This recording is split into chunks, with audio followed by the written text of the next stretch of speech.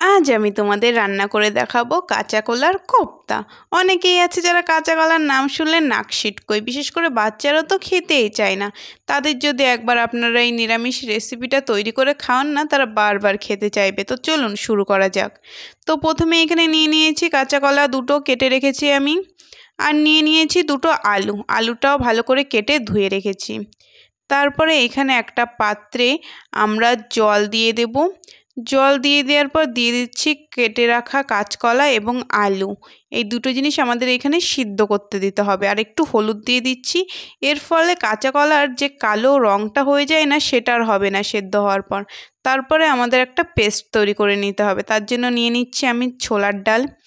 ছোলার ডাল দিয়েছি 1 বাটি পরিমাণ মতন। তারপরে দিয়ে দিচ্ছি কুচি করে রাখা আদা। আর দিয়ে দিচ্ছি আমি এখানে কাঁচা লঙ্কা, এখানে 4টে কাঁচা লঙ্কা দিয়েছি। দিয়ে একটা পেস্ট তৈরি করব। এটা পেস্ট করে রেখে দেবো। এরপর আমাদের আর একটা পেস্ট করতে হবে। এখানে নিচ্ছি আদা, কাঁচা লঙ্কা, টমেটো। এই পেস্টটাও করে রেখে দেবো। তারপরে আমাদের এইখানে হয়ে গেছে, দেখতেই পাচ্ছ আলু আর কাঁচকলা সিদ্ধ হয়ে গেছে। তো কোষা ছাড়িয়ে আমরা এটা রেখে দেবো। তোমরা যারা যারা আমার চ্যানেলটি সাবস্ক্রাইব করোনি, জলদি গিয়ে সাবস্ক্রাইব করে বেল আইকনটি ক্লিক করে দাও।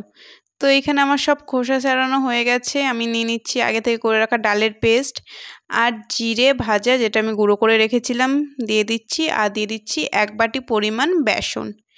বেসন দিয়ে দেওয়ার পর আমাদের লাগছে এখানে ধনেপাতা। এটা অপশনাল, না থাকলে তোমরা দিতে হবে না। আর দিয়ে দিচ্ছি 1 চামচ কাশ্মীরি লাল লঙ্কার গুঁড়ো। আর লাগছে 1 চামচ জিরে গুঁড়ো। আর লাগছে 1 চামচ আমাদের ধনে গুঁড়ো। এবং আমরা এরপরে দিয়ে দেবো 1 চামচ লবণ।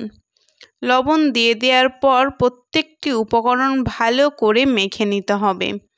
এখানে খুব ভালো করেই মেখে নেবে তোমরা, যেন কোনো দলা পেকে না থাকে। তারপরে দিয়ে দিচ্ছি এখানে আমি ঘি 1 চামচ মতন।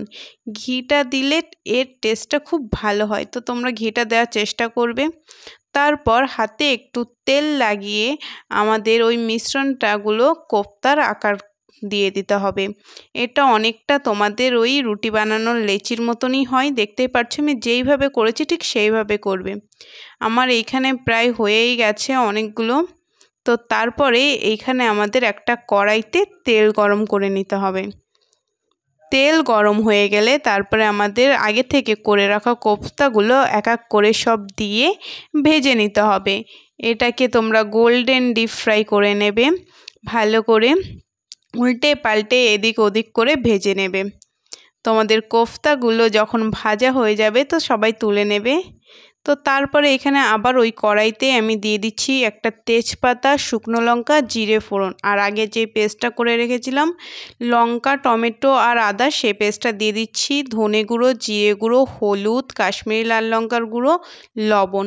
প্রত্যেকটা মশলা দিয়ে নেড়ে চেড়েই আমি এখন দিয়ে দেবো চিনি। তারপর প্রত্যেকটি মশলা ভালো করে কষিয়ে নেব। যখন তেল ছেড়ে আসবে তখন সিদ্ধ করে রাখা আলু, যেটা আমি কেটে রেখেছিলাম, ওটা দিয়ে দেব। দিয়ে একটু ফ্রাই করে নিতে হবে। আলুটা যখন মশলার সঙ্গে ভালো করে ফ্রাই হয়ে যাবে তারপর আমি দিয়ে দেব জল। জল দিয়ে আমি এটা একটু ফুটিয়ে নেব। আমাদের জলটা যখন ফুটে আসবে তারপর আমাদের ভেজে রাখা কাঁচকলার কোপ্তাগুলো সব আমরা দিয়ে দেব। কাঁচকলার কোপ্তা দেওয়ার পরে একটু ফুটিয়ে নেওয়ার পরেই আমরা দিয়ে দিচ্ছি এখানে গরম মশলা। গরম মশলা দিয়ে দিলে আমাদের কোপ্তাটা হয়েই গেছে। এখন আমরা একটু ধনেপাতা ছড়িয়েই নামিয়ে দেবো। দেখতেই পারছো তোমরা, খুবই ইজি ছিল। এত ইজি এবং সুস্বাদু রেসিপি না করলে হয় না। তো চটজলদি তোমরা সবাই বাড়িতে বানিয়ে ফেলুন। আর কেমন হয়েছে আমাকে জরুর কমেন্ট সেকশনে জানাবেন।